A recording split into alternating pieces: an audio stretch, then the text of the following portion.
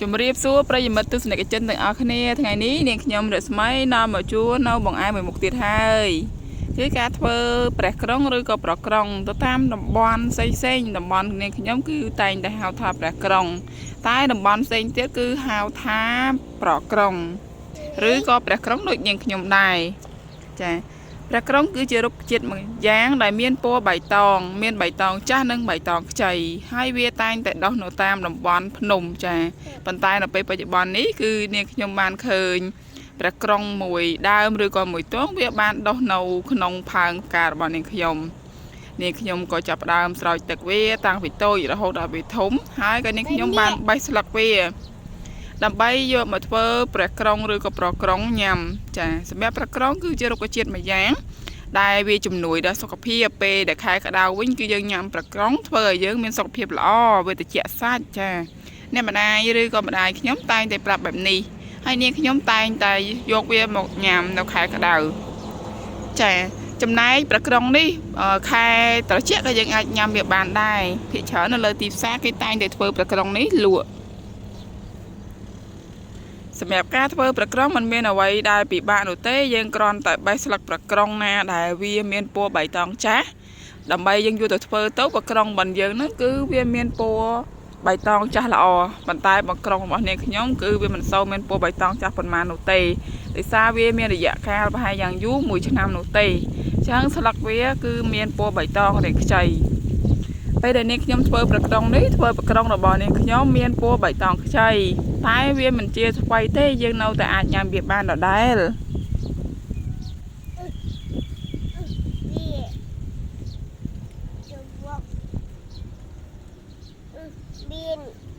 ចង្អាគាត់ណា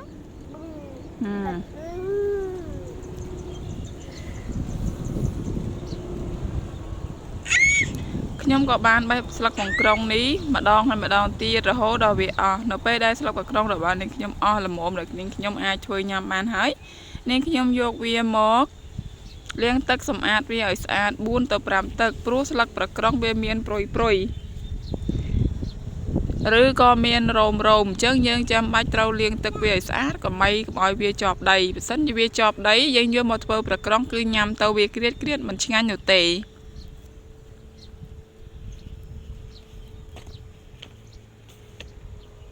បើសិនបើបងប្អូនពុកម៉ែបងប្អូនទាំងអស់គ្នាមានប្រក្រុងច្រើនគេប្រើទាំងដើមឬក៏ទងរបស់វាក៏ជាមិនថ្មីដែរគឺកាន់តែល្អចំណែកនាងខ្ញុំគឺប្រក្រុងរបស់ខ្ញុំមានតែមួយទងអញ្ចឹងខ្ញុំប្រើតែស្លឹកនោះទេដើម្បីឲ្យវាលោះស្លឹកមកទៀតខ្ញុំទុកបេះធ្វើប្រក្រុងញ៉ាំនៅពេលលើក្រោយថ្ងៃនេះដែរនាងខ្ញុំមិនប្រើថង់ប្លាស្ទិកឬក៏អ្វីដើម្បីយកមកខ្ចប់ប្រក្រុងរបស់ខ្ញុំទេគឺខ្ញុំប្រើក្រមាខ្មែររបស់យើងតែម្ដងគឺក្រមាបែបអ្នកស្រុកកោះដាច់ចានាងខ្ញុំបានទិញមកពីមិត្តភ័ក្តិរបស់នាងខ្ញុំហើយនាងខ្ញុំយកមកប្រើដើម្បីខ្ចប់ប្រក្រុងនេះជាបន្តមកទៀតក៏នាងខ្ញុំមានខ្ទះទឹកមួយខ្ទះហើយវាមានទឹកនៅស្រាប់អញ្ចឹងក៏នាងខ្ញុំចាប់ផ្ដើមលាងប្រក្រុងរបស់ខ្ញុំការលាងប្រក្រុងរបស់ខ្ញុំនេះខ្ញុំបង្ហាញពុកម៉ែបងប្អូនទាំងអស់គ្នាតែ2ទឹកឬក៏2ដងនោះទេខ្ញុំមិនបានបង្ហាញពុកម៉ែបងប្អូនទាំងមូលថា4ឬក៏5ដងនោះទេចឹងសម្រាប់ពុកម៉ែបងប្អូនទាំងអស់គ្នាក្នុងការលាងប្រក្រុងនេះមើលទៅតាមស្ថានភាពជាក់ស្ដែងបើសិនជាប្រក្រុងនេះវាមិនតាន់ជ្រះដីទេពុកម៉ែបងប្អូនអាចលាងទៅតាមស្ថានភាពនៃប្រក្រុងរបស់ពុកម៉ែបងប្អូនទាំងអស់គ្នាហើយនៅក្នុងត្រង់ចំណុចនេះនាងខ្ញុំបានកាត់ខ្លះផងដែរ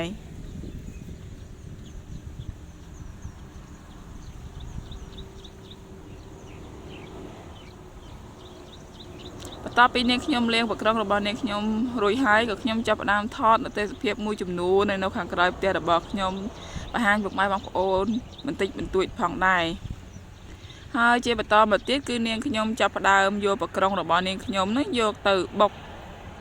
ដើម្បីធ្វើប្រក្រុងញ៉ាំ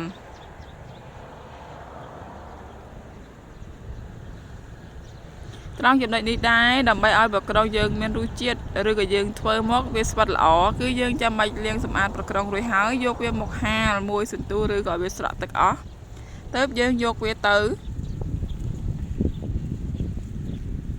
បុកសម្រាប់ការបុកប្រក្រុងនេះបើសិនជាយើងបុកនៅត្បាល់អញ្ចឹងគឺចំណាយពេលវារៀងយូរបន្តិចដែលស្លឹកប្រក្រុងរបស់យើងធ្វើហ្នឹងគឺវារៀងស្វិតដែរ បើសិនជាពុកម៉ែបងប្អូនទាំងអស់គ្នាមានម៉ាស៊ីនក្លុកពុកម៉ែបងប្អូនអស់គ្នាយកទៅក្លុកហើយយកមកបុកវាបន្ថែមទៅហើយវាឆាប់បានយកទៅធ្វើញ៉ាំ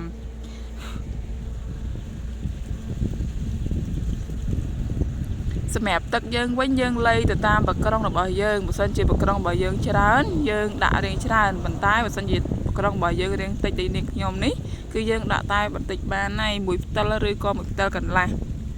ប៉ុន្តែយើងអាចដាក់ឲ្យលើសចំនួននៃប្រក្រងរបស់យើងបន្តិចដោយសារប្រក្រងវាមានជាតិខាប់អន្ថលអញ្ចឹងយើងដាក់ឲ្យវា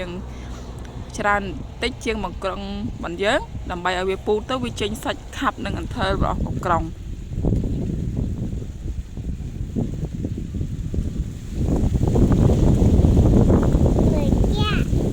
ចា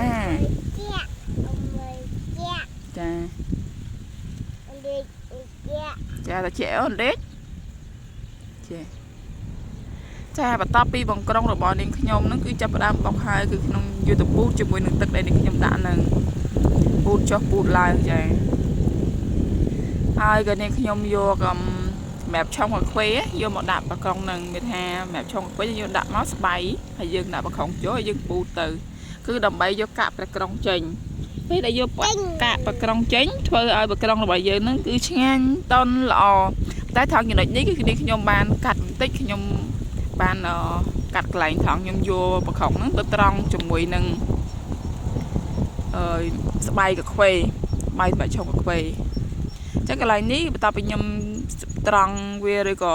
ពូតវាចេញហើយគឺខ្ញុំយកមកដាក់ក្នុងប្រអប់ចេះហើយខ្ញុំយកទៅដាក់នៅក្នុងទូទឹកកកបើសិនជាយើងដាក់នៅខាងក្រៅក៏បានដែរតែបើសិនជាដាក់ទូទឹកកកគឺវាឆាប់រឹងឆាប់បានញ៉ាំ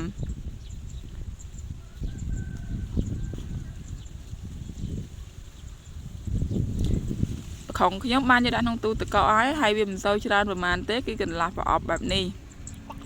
បន្ទាប់ពីខ្ញុំទុកវាបានមួយថ្ងៃហើយឬក៏កន្លះថ្ងៃតាមស្ថានភាពវារឹងគឺវាមានសាច់តុនល្អអំបឺអំថលបែបនេះហើយក៏នាងខ្ញុំយកវាមកកាត់ជាដុំហើយខ្ញុំដាក់ជាអូនរាជគេងនឹងរឹងហើយមើមហើយម៉ែ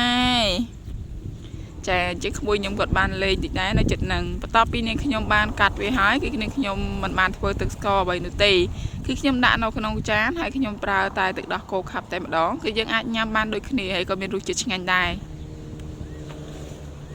បើសិនជាពុកម៉ែបងប្អូនទាំងអស់គ្នាមានពេលទំនេរពុកម៉ែបងប្អូនទាំងអស់គ្នាកាត់ប្រក្រងដាក់ចានចេះហើយធ្វើទឹកស្ករជាមួយនឹងខ្ទិះដូងហើយយកវាមកដាក់ពីលើកាន់តែឆ្ងាញ់បែបនេះខ្ញុំមិនសូវមានពេលច្រើនគឺខ្ញុំកាត់វាដាក់ចានហើយខ្ញុំប្រើទឹកដោះគោខាប់ចេះញ៉ាំកាន់តែឆ្ងាញ់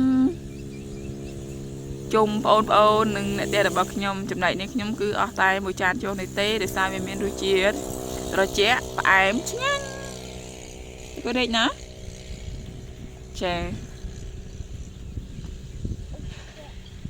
សម្រាប់ការធ្វើប្រក្រងនេះខ្ញុំបានចែករំលែកពុកម៉ែបងប្អូនអរគ្នាតែប៉ុណ្ណេះហើយជូនពរពុកម៉ែបងប្អូនអរគ្នាសំណាងល្អសុខភាពល្អគ្រប់ក្រុមគ្រួសារពីនេះខ្ញុំរស្មីជួបគ្នាឱកាសក្រោយនៅវីដេអូក្រោយជម្រាបលាពីអ្នកខេត្តតាកែវចាជូនពុកម៉ែបងប្អូនអរគ្នា